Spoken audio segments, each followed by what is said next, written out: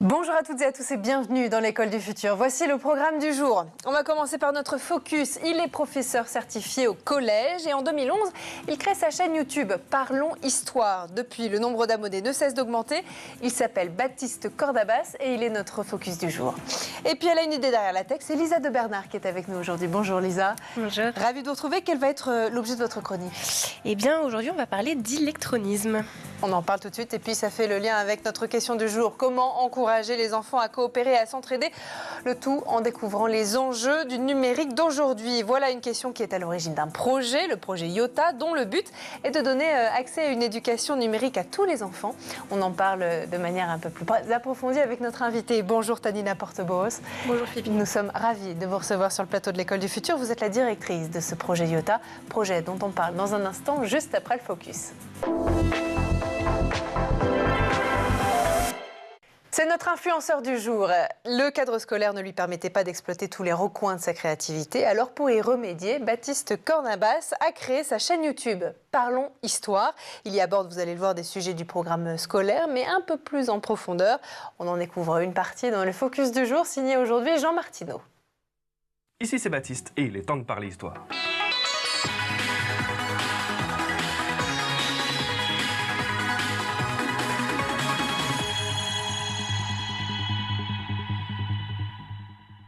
Et si cette fois, au lieu d'ouvrir des livres, nous allumions plutôt des écrans pour réviser? C'est bien le réflexe que l'on pourrait adopter avec la chaîne YouTube Parlons Histoire. Professeur et grand passionné, Baptiste Cornabas était frustré par le programme qui ne lui permettait pas d'approfondir les sujets autant qu'il l'aurait voulu. En 2014, il décide de se défaire de ses barrières et lance sa chaîne YouTube pour s'exprimer autant qu'il le souhaite et surtout sur ce qu'il souhaite. Oh. Et mais en fait, qu'est-ce qu'on fête? Le 14 juillet. Oui, mais de quelle année? Pourquoi? Mais laisse-moi profiter du feu d'artifice, c'est la prise de la Bastille, je crois. Oui, mais pourquoi on fête ça? T'es sûr qu'il n'y a que ça? Et d'abord, c'est quoi la Bastille? Professeur de métier, il vérifie chaque aspect de ses vidéos pour être sûr que, si besoin, son contenu peut être utilisé comme un support d'apprentissage. En février 2020, une rescapée du camp d'extermination d'Auschwitz est venue raconter son histoire devant 3 classes de 3e de mon établissement. Voilà, bonjour, voilà. Je sais pas l'âge que vous avez. Quel âge avez-vous? 15 ans, 16 ans? 15 ans. 15 ans? Oui. 16 ans. Écoutez, c'est l'âge que j'avais quand j'ai été déportée. J'ai fêté, entre parenthèses, mes 15 ans à Drancy. Au début, ces vidéos sont courtes et abordent des sujets assez simples et classiques, mais rapidement, Baptiste se rend compte que le contenu qui rencontre le plus grand succès sont ces vidéos qui sortent des sentiers battus. Il se focalise donc petit à petit sur cet aspect et commence à approfondir des sujets plus atypiques de manière longue. Alexandre Villaplane est différent. Star du football dans les années 1920-1930, il fut longtemps le plus jeune capitaine de l'histoire de l'équipe de France de football et participa à la toute première édition de la Coupe du Monde en 1930, rien que ça. Villaplane avait tout pour marquer l'histoire de son sport, mais vous allez voir que sa vie n'est qu'une lente dérive d'un homme avide d'argent et prêt à s'engager dans tous les mauvais coups pour en obtenir. Une avidité qui le pousse à travailler avec le milieu de la mafia, rencontré en prison, puis à collaborer au sein de la Gestapo française où il raquette, vole, menace, torture en toute impunité. Il ira jusqu'à renier sa nationalité et devenir officier SS en 1944. Malgré la diminution de la cadence de production, Baptiste Cornabas est à la tête d'une chaîne YouTube qui compte près de 100 000 personnes, ne voulant pas s'arrêter au programme scolaire. Merci à tous pour votre présence, les amis. J'espère vous revoir très vite, histoire de parler histoire. Allez, tout autre chose à présent. Comment préparer nos enfants aux défis du monde digital, le tout en favorisant leur développement personnel et social. Les projets pédagogiques qui intègrent les compétences numériques, la collaboration ou encore la pensée critique sont au cœur de cette transformation et on vous présente l'un de ces projets justement tout de suite dans la première partie du talk. Et on en parle avec notre invitée Tanina Portebeau. Je rappelle que vous êtes la directrice du projet Yota. Alors projet dont on a un petit peu entendu parler, notamment ces dernières semaines, parce qu'il s'est passé plein de choses pour vous. Peut-être d'abord pour poser les bases pour celles et ceux qui ne connaissent pas ce que vous faites, ni ce que c'est que ce beau projet. Comment il est né, le projet Yota ? De quel constat vous êtes parti ? Merci beaucoup Philippine pour l'invitation sur le plateau. Je suis ravie de pouvoir vous parler du projet Yota qui a vu le jour en 2021, pendant cette période Covid hyper compliquée et où le ministère de l'Éducation souhaitait justement expérimenter des nouvelles pratiques pédagogiques, se challenger justement sur comment les élèves apprennent au quotidien, sachant que l'enjeu aujourd'hui il est double. Il y a ces compétences numériques au quotidien qui font partie intégrante de la vie des élèves, mais qu'ils ont énormément de mal finalement à maîtriser et à utiliser le plein potentiel. Et de l'autre côté, il y a quand même ces enjeux de savoir capter leur attention, savoir utiliser finalement les habitudes au quotidien de ces usages numériques et de pouvoir les intégrer en classe dans ces pratiques pédagogiques de manière à pouvoir leur stimuler leur créativité et leur envie d'apprendre. Et donc le projet Yota finalement a vu le jour grâce à un partenariat entre le ministère de l'Éducation et l'école 42 qui est l'école du coup d'informatique créée par Xavier Lannes en 2013 pour tester une pédagogie finalement d'apprentissage entre pairs, donc susciter finalement cette coopération entre élèves de façon à développer son autonomie et surtout ses compétences numériques dès le plus jeune âge. C'était une première en France, ça ? Tout à fait. Ce partenariat, du coup, est une première en France. Et surtout, ce qui est inédit, c'est vraiment le fait d'avoir intégré de la recherche pendant 3 ans avec une équipe de recherche, du coup, composée de 2 chercheuses, des économistes en éducation, pour mesurer l'impact, finalement, de ce projet sur 3 aspects. Sur le développement des compétences numériques des élèves, sur le développement des compétences psychosociales, donc tout ce qui est, finalement, de l'ordre du relationnel et de l'humain entre les élèves. Et le 3e point, c'est l'évolution des pratiques pédagogiques des enseignants. D'accord. Voilà, donc on a hâte, puisque là, l'équipe de recherche travaille du coup pour analyser les données de ces 3 dernières années. C'est ce que j'allais vous dire. Je crois qu'il y a quelques petites choses qui vont se passer dans les prochaines semaines. Exactement, et on a vraiment hâte que la science du coup puisse nous dire pendant ces 3 années quelles sont les compétences phares que les élèves ont pu développer en travaillant sur le projet Yota. Quand est-ce qu'on le saura, ça ? Début 2025, je l'espère. Bon, vous reviendrez nous en parler alors. Avec grand plaisir. Bon, vous collaborez, donc vous l'avez dit, dans le cadre de votre expérimentation depuis 3 ans avec Fanny Landau et Camille Terrier, ces 2 chercheuses. Les objectifs pédagogiques du projet Yota, ils répondent aujourd'hui à des besoins qui sont ceux de l'éducation nationale. Aujourd'hui, on est d'accord ? Fait d'ailleurs en collaboration avec eux. Tout à fait, et je dirais même des enjeux sociétaux, puisqu'il y a vraiment un vrai combo sur Yota.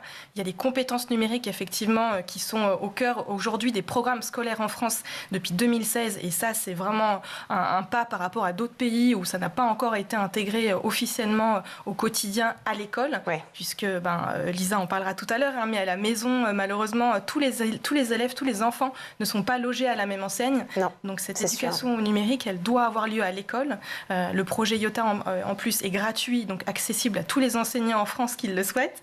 Donc, ces compétences numériques-là sont au cœur finalement d'une problématique sociétale qui est savoir utiliser les technologies à bon escient et pas se laisser enfermer finalement dans des bulles, parce que mine de rien, on parle beaucoup de choses type réseaux sociaux, mais qui ont plutôt tendance à enfermer les gens dans une bulle, plutôt que de les ouvrir à la société, malheureusement. Et donc ces compétences-là numériques sont fondamentales, mais combinées finalement à l'apprentissage de la collaboration entre élèves, c'est primordial. Et l'école du futur, pour moi, c'est ça, c'est cette combinaison finalement d'apprendre à développer sa propre autonomie à travers les outils numériques et apprendre à apprendre tous ensemble.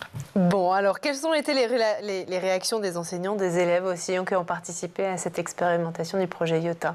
Est-ce qu'il y a eu parfois peut-être quelques réticences, quelques craintes, ou au contraire tout de suite c'était très très bien accueilli ? Alors évidemment, les craintes sont là et c'est bien pour ça que c'est compliqué à mettre en place, puisque quand il s'agit de logistique, de réseau, de matériel informatique dans les écoles, il y a quand même beaucoup de choses à faire encore sur ces sujets-là. Donc ça nécessite un certain courage, motivation et implication vraiment sans faille des enseignants pour se lancer dans ce projet Yota. Ça leur demande de la formation aussi ? Alors non, il n'y a pas besoin. Non, ça leur nécessite pas de formation puisque tous les contenus pédagogiques finalement sont embarqués dans la plateforme. D'accord. Par contre, ce que ça leur demande, demande, c'est d'avoir quand même du matériel informatique à disposition dans l'école. Et ça, c'est pas encore gagné. Et on n'a pas une couverture nationale encore, surtout dans le premier degré. Il y a encore beaucoup de travail à faire là-dessus. Et ça leur demande évidemment aussi une connexion Internet. Mais au-delà de ça, c'est quand même une logistique. Il faut quand même avoir le courage en tant qu'enseignant de se dire, OK, je vais gérer des enfants sur des tablettes ou je vais devoir gérer potentiellement des bugs et des problématiques informatiques. Et ça peut faire peur. Et il y a des profs, ils se lancent pas à cause de ça, justement. Et parce que c'est des choses qui font peur aux gens, alors qu'en fait, ils sont tout à fait capables de le faire. Mais ça fait encore aujourd'hui très, très peur. Et le monde, finalement, éducatif et les enseignants, certains ont encore des réticences à se lancer dans ces projets. Alors, à l'Éducation nationale, il y a des conseillers pédagogiques en charge du numérique, également des enseignants référents aux usages du numérique, qui sont là pour accompagner les enseignants à lancer ce type de projet. Donc ça, c'est super. Ils s'appuient vraiment sur eux pour développer ce type de projet. Et faire en sorte de ne pas être seul et d'être vraiment accompagné, aiguillé, conseillé, etc. Vous l'avez dit aussi, le projet Iota, il est basé sur l'apprentissage entre pairs. Qu'est-ce que ça apporte, cette méthode-là? On pourrait imaginer, puisque ça touche principalement les élèves, mais on pourrait dire aussi que l'apprentissage entre pairs, il pourrait concerner ces enseignants qui ont un peu de mal à se lancer, peut-être. Eh bien, exactement. Cette année, justement, la nouveauté, une des nombreuses nouveautés sur Iota, c'est un forum de collaboration entre enseignants. Parce qu'on a envie que cette communauté aussi, il y ait de l'émulation entre les profs et qu'ils puissent s'apporter aussi plein de bonnes pratiques entre eux. Et ils le faisaient déjà avant, mais là, on leur fournit du coup une plateforme et un forum d'échange pour développer aussi cet apprentissage entre enseignants, et ça, c'est génial. Et donc, qu'est-ce qu'on apprend quand on collabore? On apprend énormément de choses, parce que peu importe notre âge, peu importe le genre, peu importe notre background, on s'apporte tous mutuellement des choses. Et c'est ça qui est fort sur Iota, c'est que les élèves, finalement, s'évaluent entre eux, même s'il y a plusieurs niveaux dans la classe. Par exemple, s'il y a des CE2 et des CM2, oui, un CE2 peut tout à fait aider un CM2. Peu importe sa progression sur Iota, peu importe ses connaissances ou ses compétences, il peut aider son camarade en apprenant à communiquer, à s'écouter, à expliquer finalement son point de vue, à comprendre que l'autre, il a quelque chose aussi de différent à apporter. On devrait en avoir un petit peu plus de cette pédagogie dans l'éducation nationale, dans les programmes, vous pensez ? Vous voyez en tout cas l'efficacité de ce que je comprends. Je suis bien d'accord. Et ça ne se limite pas à l'éducation, c'est valable aussi pour les adultes, c'est valable en entreprise. Tout à fait. En entreprise, on a tous beaucoup de mal à travailler les uns avec les autres, à communiquer. Et donc ce serait aussi nécessaire en entreprise. Bon, alors grâce à vous, les enfants vont aussi développer leurs compétences numériques. On en a parlé, notamment celles qui concernent la citoyenneté numérique et la pensée algorithmique. C'est quoi exactement pour celles et ceux qui ne connaissent pas ça? Alors toutes ces compétences finalement font partie du référentiel officiel qu'il y a en France autour des compétences numériques qui s'appelle le CRCN, donc le cadre de référence autour des compétences numériques.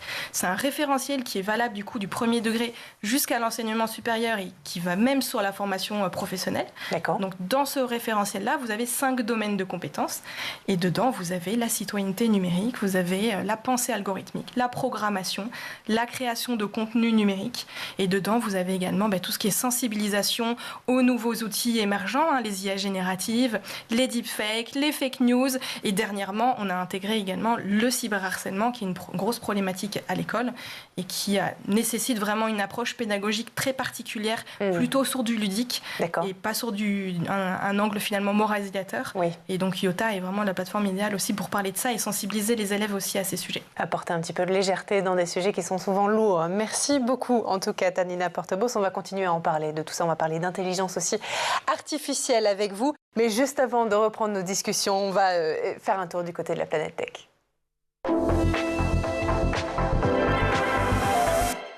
Images et vidéos, c'est le Zap et c'est l'œil de Jean Martineau.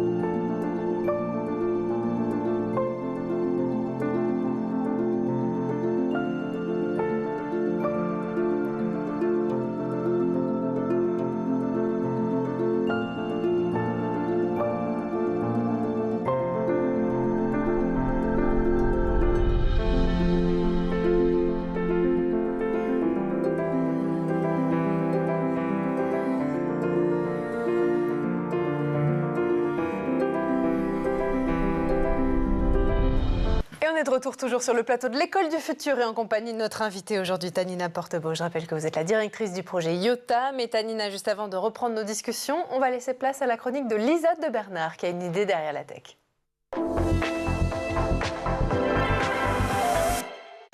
Lisa, aujourd'hui, on va parler d'électronisme parce que démarches administratives, travail, prise de rendez-vous, la numérisation des tâches de la vie quotidienne, c'est vrai, n'a de cesse de s'accélérer au cours des dernières décennies, laissant sur le côté une partie de la population aussi sans distinction d'âge ou de catégorie sociale. C'est ce qu'on appelle justement l'électronisme. Et vous allez décrypter pour nous ce mal du siècle, Lisa. Et on commence avec un chiffre, Philippines, 15%, c'est le pourcentage de personnes de 15 ans et plus en situation d'électronisme en France en 2021 selon l'INSEE. 15% de la population qui souffre de difficultés qui les empêchent d'utiliser pleinement les outils numériques de base et d'effectuer donc certaines tâches de la vie courante de manière autonome dans une société, comme on le disait, qui se dématérialise de plus en plus. Ce qui est particulièrement intéressant, c'est que ce qui pourrait être considéré intuitivement comme un mal touchant plutôt les personnes âgées concerne en réalité tous les âges. Aujourd'hui, on attend de chacun de savoir utiliser l'ensemble des outils numériques et électroniques, mais sans pour autant avoir dispensé de formation en amont. Cela revient donc à parler le langage informatique sans avoir appris l'alphabet numérique. Toujours est-il que parmi les 20% de Français qui jugent la maîtrise des outils numériques comme étant une compétence compliquée, les 18-24 ans occupent la seconde place du classement selon l'IFOP.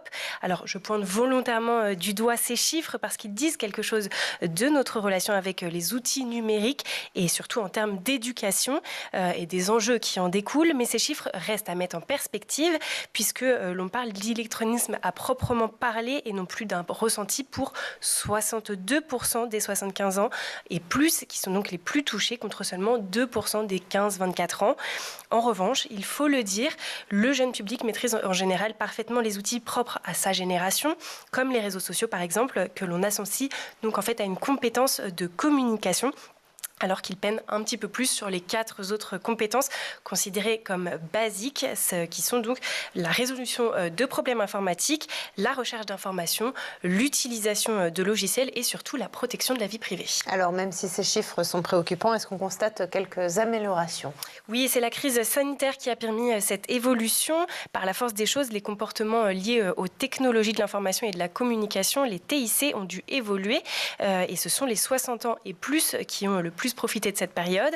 En outre, le fossé s'est creusé avec les personnes les plus modestes puisque l'électronisme est souvent lié aussi à ce que l'on appelle la fracture numérique, c'est-à-dire les inégalités d'accès au TIC, que ce soit pour des raisons purement économiques, comme le fait de pouvoir s'équiper d'un ordinateur, d'une tablette ou d'un téléphone, ou pour des raisons géographiques, par exemple, avec le fait de résider dans des zones blanches. Dans les faits, les plus modestes ont donc 6,5 fois plus de chances d'être touchés par l'électronisme. Mais tout n'est pas noir dans ce tableau Philippines, puisqu'il existe de nombreuses structures pour accompagner les personnes qui sont en difficulté, délégations, aidants numériques, conseillers France Service ou encore passe numérique pour être accompagné par une structure locale ou encore des formations avec des organismes privés comme Simplon, Diversiday ou Emmaüs Connect. Au total, ce sont entre 40 et 50 000 personnes qui sont mobilisées en France contre l'électronisme. Merci beaucoup de mettre le doigt sur ce sujet, Lisa de Bernard. Pour nous, l'électronisme, quelque part, vous y contribuez aussi parfaitement, Tanina. Qu'est-ce que vous pensez de la chronique de Lisa ? Est-ce que c'est quelque chose que vous ressentez aussi, même auprès des enfants que vous accompagnez, qu'il y a encore plein d'enfants qui ont besoin justement d'être pris par la main sur ce sujet ? Oui, complètement. Et l'électronisme vraiment touche toute la population. Donc, on a aussi tendance à penser que l'électronisme va toucher uniquement les personnes âgées ou les personnes qui sont éloignées de ces technologies-là et qui ne manipulent pas les outils au quotidien. Mais en fait, la jeunesse, les enfants et les adolescents, on n'y pense pas, mais Lisa l'a dit, ils ont une utilisation très, très spécifique finalement. Ouais. Ils ont leurs usages. Et quand il s'agit justement d'aller chercher de l'information ou quand ils commencent finalement à rentrer sur le marché du travail, à devoir trouver des stages, ne serait-ce que le stage de 3e, là, ça devient déjà beaucoup plus compliqué pour eux de devoir créer un CV, de devoir envoyer un email. Là, du coup, ils ne savent plus faire, c'est plus dans leur code. Oui, et puis je pense que ça parle aussi de bureautique. En fait, il y a quelques années, on était formés même à l'école à la bureautique, maintenant plus du tout. Et comme vous le disiez très justement, on était, ou en tout cas moins, effectivement, je vous vois hocher de la tête, vous avez raison, parce qu'il y a quand même des programmes fixes notamment qui permettent aux enfants de les accompagner sur le sujet, mais peut-être beaucoup moins qu'avant. Et les enfants, vous le disiez très bien, Elisa, vous m'arrêtez si je me trompe, mais on parle plus aujourd'hui de compétences de communication numérique, plus que de réelles compétences auxquelles vous les formez. Bon.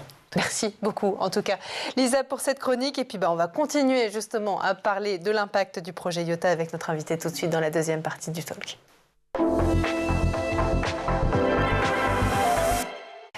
Alors, on a parlé justement de ces compétences. Je voudrais aussi revenir après le harcèlement scolaire, qui évidemment est un sujet dont il faut parler et que vous mettez très bien en avant de manière plutôt ludique. Vous nous l'avez expliqué pour éviter d'apporter de la lourdeur à la lourdeur. Il y a un autre sujet qui fait l'actualité de plus en plus, notamment dans le domaine de l'éducation et du numérique, c'est l'intelligence artificielle, les fake news, le cyberharcèlement, enjeu majeur pour les jeunes aujourd'hui, Tanina.